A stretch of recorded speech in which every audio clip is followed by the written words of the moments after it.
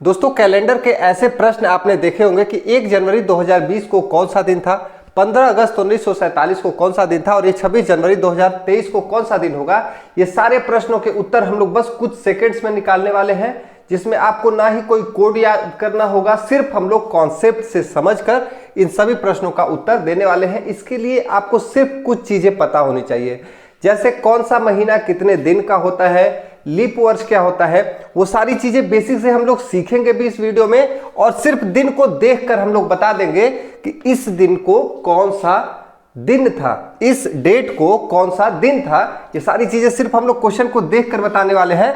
तो ऐसे प्रश्नों के लिए वीडियो को लास्ट तक आप जरूर देखेंगे, अदरवाइज दूसरी वीडियोस अगर आप देखते हैं तो उसमें तो आपको कोड याद करने के लिए बोलेगा। तो सबसे पहले हम लोग कैलेंडर का कॉन्सेप्ट समझते हैं। देखिए, तो वीडियो शुरू करने से पहले स्वागत है आपका चैनल मास्टर मंत्रा पे। मैं हूं रविकांत सिंह। अब हम लोग समझते हैं पहले सामान्य वर्ष और लीप वर्ष के बारे में।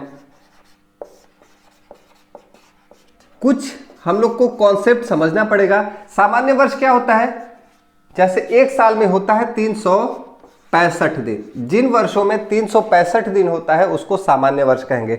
लीप वर्ष क्या होता है, लीप वर्ष में होता है 366 दिन। सामान्य वर्ष में फरवरी होती है 28 दिन की और लीप वर्ष में फरवरी होती है 29 दिन की। सिर्फ यही अंतर होता है एक सामान्य वर्ष में, एक लीप वर्ष में। लीप वर्ष का पता कैसे लगाते हैं, ये सारी बेसिक चीजें हम लोग समझ लेंगे, उसके बाद हम लोग क्वेश्चंस पर आएंगे। तो वीडियो को स्किप बिल्कुल मत करिएगा, क्योंकि ऐसी वीडियो दोबारा आपको कभी नहीं मिलेगी। ठीक है, लीप वर्ष का पता कैसे लगाते हैं, जो सन, जैसे मान लो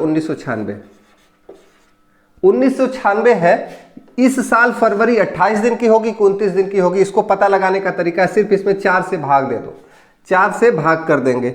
अब 1996 में हम 4 से भाग करेंगे,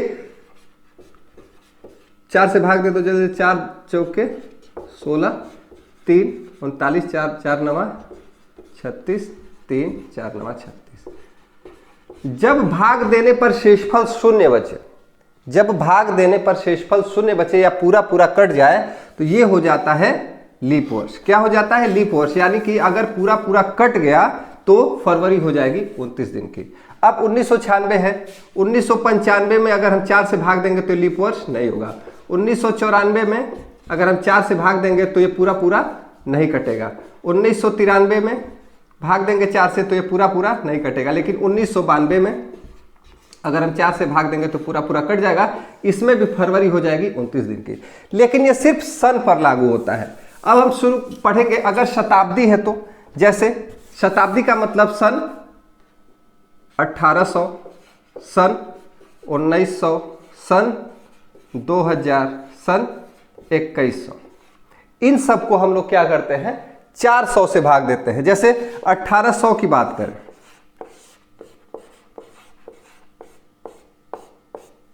तो ये लीप वर्ष नहीं होगा। 1900 में 400 से भाग दो तो ये लीप वर्ष नहीं होगा। 2000 में जब हम लोग 400 से भाग देंगे तो ये कट जाएगा पूरा पूरा, 4 पचे 20 से 5 बार में कट जाएगा, ये होगा लीप वर्ष। यानी कि अगर साधारण वर्ष है तो साधारण वर्ष में हम लोग 4 से भाग देंगे, और अगर लीप वर्ष है, अगर शताब्दी है तो शताब्दी को हम लोग क्या करेंगे, शताब्दी में हम लोग 400 से भाग देंगे तो हमको पता चल जाएगा कि वह लीप वर्ष है कि नहीं। ठीक है, ये था बेसिक कॉन्सेप्ट। और अब हम लोग समझते हैं थोड़ा सा कि कौन सा महीना कितने दिन का होता है, ये कैसे पता लगाते हैं। अब देखो, जनवरी, फरवरी, मार्च, अप्रैल, मई, जून, जुलाई, अगस्त। इसको पता लगाने का तरीका शायद आप जानते होंगे। देखो, ऐसे क्या करते हैं, ये निकाल लो। ठीक, ये ऊपर आया जनवरी, जो ऊपर आएगा वह होगा 31 दिन का। जनवरी कितने दिन का हो गया, 31। बीच में आया फरवरी, फरवरी गड्ढे में है, इसको ये बताया मैंने 28 या 29 दिन का होता है। फिर ऊपर मार्च, मार्च आया 31 दिन, नीचे अप्रैल 30 दिन, मई ऊपर 31 दिन, जून आया नीचे 30 दिन। ठीक, जुलाई 31, और जुलाई के बाद आगे हम लोग जाएंगे नहीं, फिर यहाँ से शुरू करेंगे। अगस्त, अगस्त 31, फिर सितंबर, अक्टूबर, नवंबर, दिसंबर। ये तो आपको पता होना चाहिए। अगस्त, फिर ये 30 हो जाएगा, फिर ये 31 हो जाएगा, फिर ये 30 हो जाएगा, फिर ये 31 हो जाएगा। ठीक है, तो ये आपको पता होना चाहिए कि कौन सा महीना कितने दिन का होता है। ये पता लगाने का तरीका था। मैं सारी चीजें जल्दी जल्दी आपको बताते चल रहा हूं ताकि आगे आपको समस्या ना हो। अब हम लोग समझते हैं कि विषम दिन क्या होता है। विषम दिन क्या होता है, इसका हम लोग कॉन्सेप्ट समझेंगे और इस पर क्वेश्चंस भी हल करेंगे। ठीक है, देखो विषम दिन, विषम दिन का मतलब होता है कि मान लो एक सप्ताह में कितने दिन होते हैं? एक सप्ताह में 7 दिन। कितने दिन होते हैं? 7 दिन। और 7 दिन के बाद क्या होता है? सोमवार, मंगलवार, बुधवार, गुरुवार, शुक्रवार, शनिवार, रविवार। 8वें दिन फिर से वही सारी चीजें रिपीट होने लगती है। ठीक है, तो 8वें दिन क्या होता है कि वही सारी चीजें रिपीट होने लगती हैं और 7 दिन होते हैं एक सप्ताह में। तो अगर हम 8 दिन की बात करेंगे, 8 दिन में क्या हो जाएगा? एक सप्ताह प्लस एक विषम दिन हो जाएगा। ठीक है, एक सप्ताह और एक विषम दिन। 10 दिन में एक सप्ताह और 3 विषम दिन। ठीक है, तो 7 का रिपीटिशन के बाद कितने अतिरिक्त दिन हो रहे हैं, कितने दिन हैं सप्ताह में कम पड़ रहे हैं, मतलब सप्ताह से अधिक हो जा रहा है, उसको विषम दिन कहते हैं। अब देखो एक वर्ष में कितने दिन होते हैं? 365 दिन। एक वर्ष में कितने दिन होते हैं? 365 दिन। अब इस 365 दिन में कितने विषम दिन होंगे? कितने दिन, कितने सप्ताह बन जाएंगे? तो सप्ताह बनाने के लिए इसको हम 7 से भाग दे देंगे, तो ये आएगा 52 सप्ताह हो जाएंगे। 52 सप्ताह तो पूरे बन जाएंगे, लेकिन एक दिन बच जाएगा जिसको हम लोग विषम दिन कहेंगे। ठीक है, एक साल में एक विषम दिन बचेगा। लेकिन अगर यही एक वर्ष लीप वाला होता, लीप वर्ष रहेगा, तो 366 दिन हो जाएगा। और 366 दिन में 52 सप्ताह और 2 विषम दिन। क्लियर है? ठीक है, यानी कि 365 में अगर हम 7 से भाग देंगे तो 52 बार तो पूरा कट जाएगा, एक शेष बच जाएगा, यानी एक दिन 52 सप्ताह के बाद बच जाता है। ऐसे ही लीप वर्ष की बात करें तो 52 सप्ताह 52 बार तो भाग चली जाएगी और 2 शेष बच जाएगा, यानी 2 विषम दिन हो जाते हैं। अब ऐसे ही हम लोग बात करेंगे 100 वर्षों की। ये चीजें समझेंगे हम लोग ध्यान से, उसके बाद ही हम लोग क्वेश्चंस को लगा पाएंगे। अगर 100 वर्षों की बात करें, 100 वर्षों में कितने लीप वर्ष होंगे और कितने सामान्य वर्ष होंगे?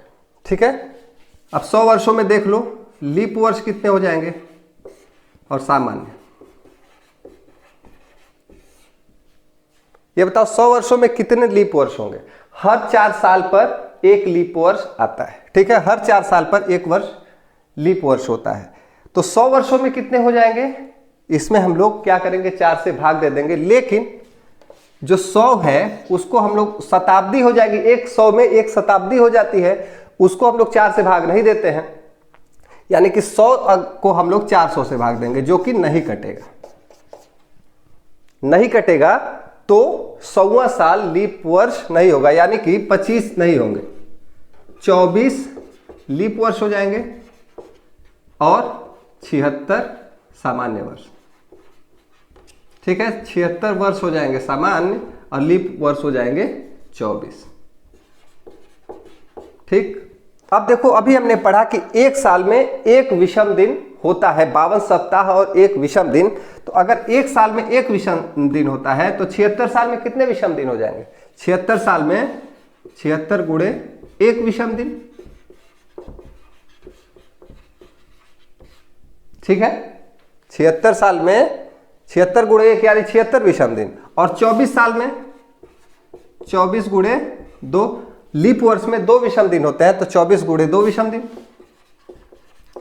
यानी कि पूरे 100 साल की बात किया जाए तो कितना हो जाएगा, ये हो जाएगा 48 और ये हो जाएगा 76।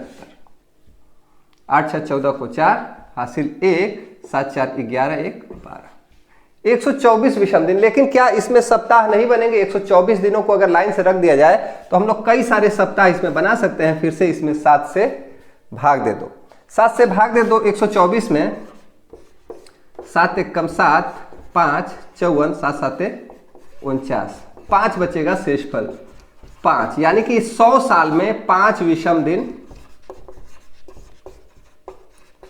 100 साल में 5 विषम दिन होते हैं। इसको कहीं पर नोट कर लिया जाए, ठीक है।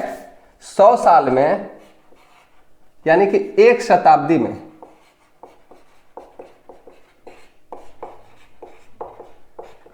5 विषम दिन,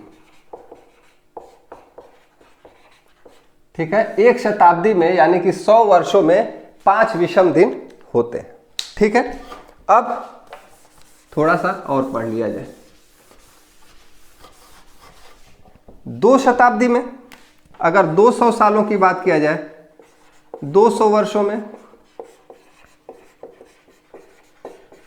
विषम दिन कितने होंगे? ये क्वेश्चन है, ऐसे भी क्वेश्चन बन सकते हैं। तो हम जानते हैं कि 100 सालों में कितने विषम दिन होते हैं? 5। एक शताब्दी यानी 100 वर्ष, 100 वर्ष, 100 वर्ष में 5 विषम दिन, तो 200 वर्ष में 5 गुणे 2, एक साल 5 बच रहा है, अगले साल भी तो 5 विषम दिन बचेगा, यानी कि 10 विषम दिन। लेकिन इस 10 में ये 7 से ज्यादा है, 7 से इसमें भाग दे देंगे क्योंकि इस 10 दिन में एक सप्ताह बन जाएगा। तो ये बचेगा कितना? रिमाइंडर बचेगा 3 विषम दिन, क्योंकि इस 10 में एक सप्ताह बन जाएगा। जहां पर भी दिनों की संख्या 7 से ज्यादा रहेगी तो विषम दिनों की संख्या हम लोग क्या करें, अगर 7 है तो वो 0 विषम दिन हो जाता है। 7 से पूरा भाग चला जाएगा तो 0 हो जाएगा। अगर कुछ भागफल कुछ शेषफल बचेगा तो वो विषम दिनों में चला जाएगा। तो 200 सालों में 3 विषम दिन होते हैं, ठीक है। अब ऐसे ही अगर 300 साल की बात किया जाए, 300 वर्षों में, तो 5 गुणे 3 हो जाएगा, 5 गुणे 3 हो जाएगा, ये हो जाएगा 15। अब 15 में 7 से भाग देंगे तो 1 शेषफल बचेगा, यानी 300 सालों में क्या होता है? 1 विषम दिन बचता है। अब हम लोग बात करेंगे 400 वर्षों में। 400 वर्षों में कितने विषम दिन होते हैं? तो 400 वर्षों में हो जाएगा 5 गुणे 4, 5 गुणे 4 यानी कि 20 विषम दिन। लेकिन 400 वर्षों में कितने? 5 गुणे 4 20 विषम दिन होंगे। लेकिन एक दिन और, क्योंकि ये 400 शताब्दी है, 400 क्या है? शताब्दी है, और ये हो जाएगा लीप वर्ष, यानी कि 400वां साल जो होगा वह लीप वर्ष होगा। क्योंकि 400 में जब हम 100 से भाग दे देंगे 400 से, तो ये कट कर 1 आ जाएगा, यानी इस साल भी लीप वर्ष हो जाएगा। तो 1 यानी कि 21 विषम दिन, और 21 विषम दिन में अगर हम 7 से भाग दे देंगे तो पूरा कट जाएगा, 0 शेषफल बचेगा, यानी कि 400 वर्षों में 0 विषम दिन हो जाएंगे। 400 वर्षों में कितने विषम दिन हो जाएंगे? 0 विषम दिन होंगे। अब हम लोग जो चीजें पढ़नी थी मेन वो हम लोग पढ़ चुके हैं, और अब हम लोग सवाल के तरफ बढ़ेंगे। तो वीडियो अगर अभी तक देखा है तो वीडियो को लाइक कर दे, क्योंकि अब हम लोग सवालों की शुरुआत करने वाले हैं, ठीक है। तो हम लोग कुछ चीजें याद रखेंगे कि 100 वर्षों में 5 विषम दिन होते हैं, 400 वर्षों में 0 विषम दिन होते हैं।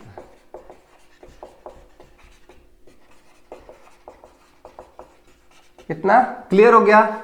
अगर 200 की बात करें तो ये हो जाएगा 3, 300 की बात करें तो ये हो जाएगा 1, ठीक है। अब हम लोग क्वेश्चंस की तरफ बढ़ते हैं। अब दोस्तों यहाँ पर मैंने कुछ क्वेश्चंस को लिखा हुआ है कि 1 जनवरी सन 2010 को कौन सा दिन था। इसको कैसे सॉल्व करना है, सिर्फ आप इस डेट को देखकर और तुरंत आप आंसर बता पाएंगे। देखो 1 जनवरी 2010, इसको हम लोग कैसे लिखेंगे, 2010 है, इसको पहले लिखो सन 2000 प्लस 9 वर्ष। अब देखो क्यों 9 वर्ष लिख रहे हैं, 2010 जो है अभी पहला दिन है, 1 जनवरी को 2010 का पहला दिन है, यानी कि 10 वर्ष नहीं बीते हैं, 9 वर्ष पूरे पूरे बीत चुके हैं। तो 2009 वर्ष पूरा हो गया है, 2000 साल पूरा हो गया है, फिर 9 साल पूरा हो गया है, प्लस 1 दिन हुआ है। इसको अच्छे से समझ लेंगे। अब 2000 वर्ष है, मैंने अभी बताया कि 400 वर्षों में 0 विषम दिन होते हैं। पहले देखो कि 2000 क्या है, 400 से कट जाता है कि नहीं कटता है। अगर 2400 से कट जाएगा, 2400 से काटो, 4 पचे 20, पूरी तरीके से कट गया, यानी कि 0 शेषफल बचेगा, 0 शेषफल बचेगा, तो 0 विषम दिन हो गया। ठीक है, 2000 पूरे पूरे 400 से कट जा रहा है, शताब्दी है, तो 0 विषम दिन हो जाएगा। हम लोग इसको 100 करके 5 पर भी ले सकते थे, लेकिन वो लंबा प्रोसेस हो जाएगा। ठीक है, अब 9 वर्ष की बात करेंगे। 9 वर्ष में, 1 वर्ष में कितने विषम दिन होते हैं, 1 वर्ष में होता है 52 सप्ताह और प्लस 1 विषम दिन, ये हमने पढ़ा अभी।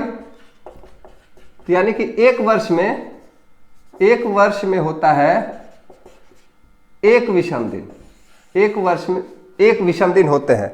9 वर्ष में 9 विषम दिन हो जाएंगे, लेकिन इस 9 वर्ष में 2 बार लीप ईयर भी आएगा।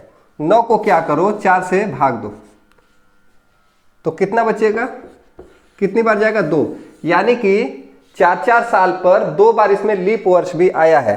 तो लीप वर्ष में एक ज्यादा विषम दिन होता है, एक सामान्य वर्ष में 1 होता है, और लीप वर्ष में क्या हो जाएगा, 1 ज्यादा, यानी कि 2 विषम दिन होते हैं। तो 9 विषम दिन तो ऐसे हो गए, और प्लस 2 लीप वर्ष वाला 1 दिन बढ़ जाएगा, तो 2 विषम दिन ऐसे हो गए, और प्लस 1 दिन जो पहली जनवरी की बात है। कितने दिन हो गए, 9 2 11 और 1 12। इन सबको क्या करो, जोड़ लो, 12 विषम दिन। और 12 विषम दिन को, 12 विषम दिन में सप्ताह तो बन ही जाएगा, इसको 7 से हम लोग भाग दे देंगे, तो कितना शेषफल बचेगा हमारा, रिमाइंडर बचेगा 5। अब देखो 5वां दिन कौन सा है, सोमवार, मंगलवार, बुधवार, गुरुवार, शुक्रवार, यानी कि हमारा ये हो गया आंसर। 1 जनवरी सन 2010 को शुक्रवार दिन आएगा। ठीक है, इसमें कोई भी कंफ्यूजन नहीं होना चाहिए। सबसे पहले क्या करो, 2010 है, इसको सन 2000 और प्लस 9 वर्ष और 1 दिन लिखेंगे, क्योंकि 9 साल बीत चुके हैं और अभी 10वें साल का पहला दिन है। 2000 चूंकि शताब्दी है, तो हम लोग क्या करेंगे, 400 से भाग दे दिया, 400 से अगर भाग पूरी पूरी चली गई, ये लीप वर्ष था, 400 साल में 0 विषम दिन होते हैं। ठीक है, 400 का ही रिपीटिशन है। अब 9 वर्ष में 2 बार आ जाएगा लीप ईयर, और ठीक है, तो 9 विषम दिन हो जाएंगे। ठीक है, इसको 2 तरीके से लिखते हैं। अगर लीप ईयर वाला कॉन्सेप्ट समझ में नहीं आ रहा है, तो 9 वर्ष है, इसमें 7 सामान्य है और 2 लीप है। 7 सामान्य वर्ष में 7 दिन और 2 लीप वर्ष में 2 दूनी 4 दिन, यानी कि 11 दिन। ऐसे भी 11 आया। मैं क्या कर रहा हूं कि 9 वर्ष को 9 दिन ऐसे हो जाएगा, 2 ही लीप वर्ष का 2 ही दिन तो बढ़ रहा है, तो 9 2 11 ऐसे लिख लो। 11 विषम दिन हो गए, और 1 दिन जनवरी वाला, जो जनवरी 1 तारीख को है, तो 9 2 11 और 1 12। ठीक है, 12 विषम दिन हो गए। 12 विषम दिन यानी कि 7 से फिर से इसको डिवाइड करेंगे तो बचेगा 5। 7 से, जब भी 7 से ज्यादा होगा विषम दिनों की संख्या, तो हम लोग 7 से डिवाइड करके और उसको 7 से कम या फिर 7 पर लेकर आएंगे। और यहां पर अगर 0 रहेगा, इसमें से कोई भी ऑप्शन आएगा, 1 2 3 4 5 6 और 7, तो 7 या फिर 0 कुछ भी आए, तो हम लोग शुक्रवार, हम लोगों का इसी नंबर के हिसाब से आंसर होगा। ठीक है, तो पहला दिन सोमवार, दूसरा मंगलवार, बुधवार, गुरुवार। तो उम्मीद करता हूं कि पहला प्रश्न आपकी समझ में आ गया होगा। अब दूसरे प्रश्न की तरफ बढ़ेंगे, और जितना ज़्यादा सॉल्व करेंगे उतना ही ज़्यादा कॉन्सेप्ट हम लोगों का क्लियर होता जाएगा। ठीक है, अगला सवाल है कि 26 जनवरी 2012 को कौन सा दिन था। ठीक है, 2012 26 जनवरी, ये हो जाएगा सन 2000 प्लस 11 साल प्लस सन 2000 और 11 साल पूरा हो गया। अभी जनवरी का 26वां दिन है तो 26 दिन, इसको ऐसे लिख सकते हैं। अब बताओ 2000 साल में कितने विषम दिन हो जाएंगे? 0, 400 से भाग चली जाएगी इसमें। 11 साल में कितने विषम दिन हो जाएंगे? 11, और इसमें 11 साल में कितने लीप वर्ष होंगे? 4 4 8, यानी कि 2 बार, एक चौथे साल में एक 8वें साल में 2 बार लीप वर्ष हो जाएंगे, यानी कि 2 अतिरिक्त इसमें हम लोग जोड़ देंगे, यानी कि कुल हो जाएगा 13। ठीक है, 13 विषम दिन। और 26 दिन, 26 दिन में 26 दिन को भी जोड़ लो। अब इन दोनों को जोड़ दो, 13 और 26 39 हो जाएगा। 13 प्लस 26 39। अब 39 दिन विषम हो गए, इसको 7 से भाग दे दो। 7 चौक 28, 7 पचे 35, यानी कि 7 पचे 35 5 बार तो जाएगा और 4 बच जाएगा रिमाइंडर, हमारा शेषफल बच जाएगा 4। अब 26 जनवरी 2012 को कौन सा दिन था? तो चौथा दिन था, यानी कि सोमवार, मंगलवार, बुधवार, गुरुवार। हम लोग यहाँ से ऑप्शन देखकर बता सकते हैं कि 26 जनवरी 2012 को गुरुवार था। कुछ भी इसमें सोचने की जरूरत नहीं है, सिर्फ आप लोग थोड़ा सा ट्रिक देखेंगे, समझेंगे तो इसको सॉल्व कर लेंगे। 13 मार्च 2011 को कौन सा दिन था? 13 मार्च 2011, ये हो जाएगा 2000 प्लस 11 वर्ष, 11 वर्ष नहीं 10 वर्ष, क्योंकि अभी तो 11वां वर्ष शुरू हुआ है। अब प्लस 13 मार्च। अब यहां पर थोड़ी सी कहानी शुरू होगी, क्योंकि जनवरी का दिन, फरवरी का दिन और 13 मार्च तक हमको क्या करना पड़ेगा? जोड़ना पड़ेगा। तो मैं इसका अभी भी ट्रिक बता रहा हूं। इसमें हो जाएंगे 0 दिन। 10 वर्ष में 10 दिन सामान्य वर्ष के और 2 लीप वर्ष के, इसमें 12 दिन विषम हो जाएंगे। अब बात करते हैं 13 मार्च की। 13 मार्च को हम लोग तोड़ लो, जनवरी, फरवरी और 13 दिन। अब देखो, पहले यहां पर देखो कि जो 13 मार्च है ये 2011 लीप वर्ष था कि नहीं? उस साल की फरवरी 28 दिन की हो गई, तो 28 दिन की हो गई, और ये जनवरी हो गई 31 दिन की। ठीक है, अब बताओ 31 दिन में कितने विषम दिन होंगे? इसको जोड़ो मत। 31 दिन में कितने विषम दिन होंगे? अगर 7 से भाग देंगे, 7 चौक 28, 3 विषम दिन। 4 सप्ताह तो इसका पूरा पूरा बन जा रहा है। 7 चौक 28 और 3 दिन बच जाएगा। ये 28 में 7 से पूरी पूरी भाग जाएगा, 0 विषम दिन। और 13 में भी क्या करो? 13 में भी 7 से भाग दो, 7 दूनी 14 अधिक हो जाएगा, 7 एक कम 7, 6 विषम दिन। सिर्फ विषम दिनों से ही मतलब है हमको। 3 दिन ये, 6 दिन ये और 12 दिन ये। इसको क्या करो? जोड़ लो। 12 प्लस 6 3 9, ये हो जाएगा 21, और 21/7 यानी कि 0। कितना रिमाइंडर बचेगा? अगर 21 में 7 से भाग देंगे तो 0 बचेगा, और 0 बचने का मतलब कि हमारा जो दिन है वो है रविवार।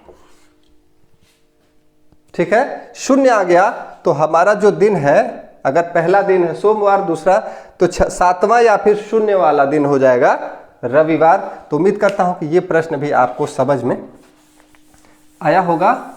ठीक है, अब देखो कुछ प्रश्नों को हम लोग और हल करने वाले हैं। यहां पर 7 या 0 भी हम लोग लिख सकते हैं। ठीक है, अगला है 30 मार्च 2008 को कौन सा दिन था? 30 मार्च 2008, ये होमवर्क है आपका।